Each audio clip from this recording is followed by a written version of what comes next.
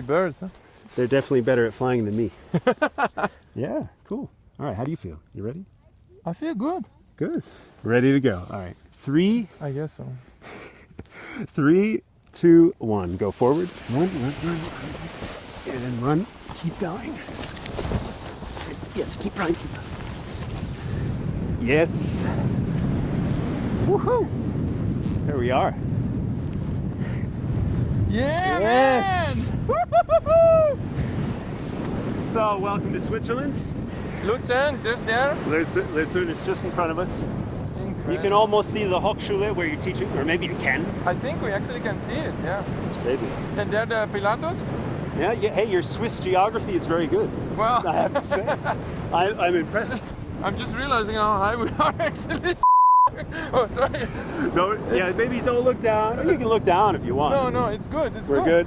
So I think you and Tomer, you broke some YouTube records with trombone video, number of watches with Devil's Waltz. It's been quite successful. Actually, recently I counted it, and we have like 1.1 million views in total, like Facebook and YouTube. Like with all the other channels and stuff? Yes. Yeah, that's insane. How's the melody to that Devil's Waltz go again? Yes.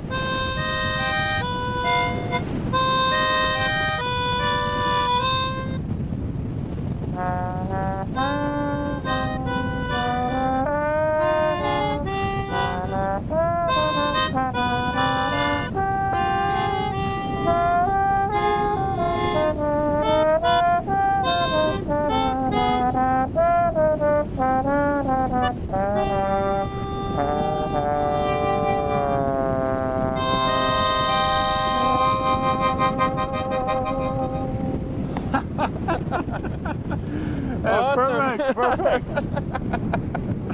I guess this will be the first and last time Devil's Waltz over the Lake Lucerne. But why last time? Why is it? But I mean, the next time we do Angel's Tango. Oh shit! That wasn't in my contract. Oh, okay. How many years have you been playing in the RCO now? Concertgebouw. About 11 years, I think. Yeah, you guys are touring actually everywhere. I mean, the Concertgebouw is really one of the most famous orchestras in the world. You are playing tenor and bass. You're playing a lot of second and third bass trombone in the orchestra. So actually my journey to the bass trombone is quite coincidental, actually. Yeah? Is that even a word? Coincidental? Yeah. Sure. So We're flying. Everything is allowed. Yeah. I mean, we're really flying. Yes. Wow. I'm really impressed. Oh, so I started on euphonium when I was like 7. Yeah.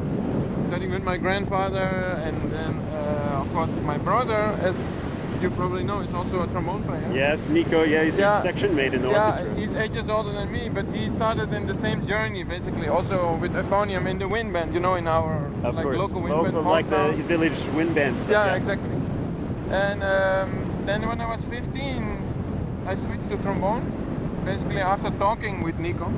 And my uncle is a professional trombone player as well. And I'm talking here, but at the same time realizing we are very high up in the air. That's right. We're gonna fly over the water in just a second. So, if we fall, it will be a soft landing. Yeah. Do you know that actually Brahms, he like in the fourth movement, he implemented some melodies that actually come from the rigging. No, really? No. I knew it. Okay, I knew it was Switzerland, but I didn't know it was Rigi. Yeah. It was just there. How are the chops? The chops are great, especially because I'm playing on the Baroque mouthpiece today. I heard it's like the perfect combination for fun. Yeah, it sounds great. I think the Baroque flat mouthpiece that was intended for the people. Yeah, exactly. And also, you know, in these circumstances, like... maybe we can give a little Brahms 1 homage. A little inspiration for Brahms 1.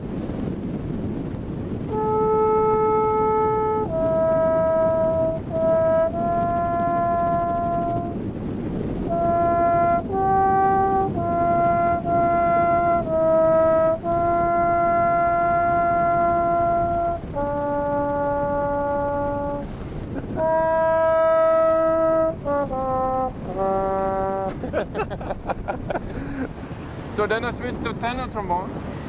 And I won a couple of auditions in a row, like in the Radio Philharmonic Orchestra and in the Radio Chamber Orchestra, where I was first a second trombonist and then principal trombonist. And then the Concertgebouw job came up, and it was like Wechselposaunen, tenor and bass trombone. Right. And that's actually the reason why I started to play bass trombone. Because of that position, actually. Yeah, because of the position. And yeah, like I said, it just happened. You know, like switching in between the two instruments, do you find it, is it natural for you, or did you have to work on it a lot? I mean, what are the difficulties?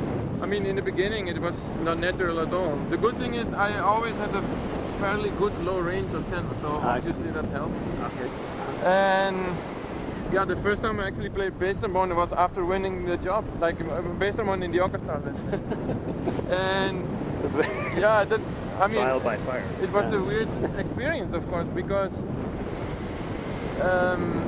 when you're so used in playing tenor in the orchestra, that's the sound you have in your head. So I knew exactly how I needed to sound like on principal and on second, but I really had to discover what it actually means to play bass in an orchestra. And not just the function, but also the sound. And honestly, that took me, I think, I could say 2 seasons. Like, I mean, really 2 years. I believe you. It's really a different role. I mean, it's not self-explanatory. No, and that's actually the biggest difference. Like, I really had to make a mental new program, actually. Like, I needed to how do you say it? To develop a new program in my brain for the bass trombone. Yeah, sure. Even though the technique is more or less the same.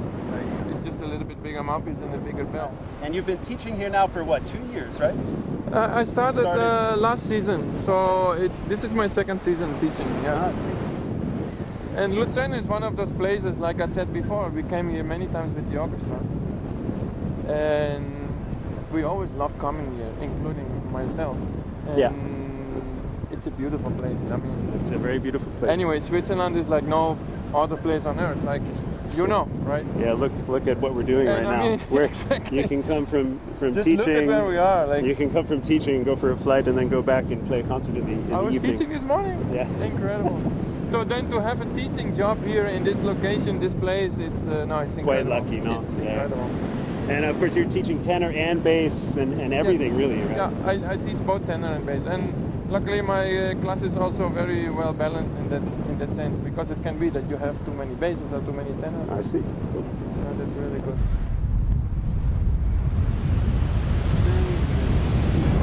You can get ready to run. Yes! Man, I'm just slipping. I know, there's nothing you can do there. Perfect. My leg is so shaky. High five, man. Yeah, man. Excellent. We did it. We did it. We survived. The P-bone is still alive, no dents. And thanks for coming, man. Exactly. Thanks for having me. It was incredible. It was beautiful. All right. Thank you. We'll see you guys next time. Ciao. See you.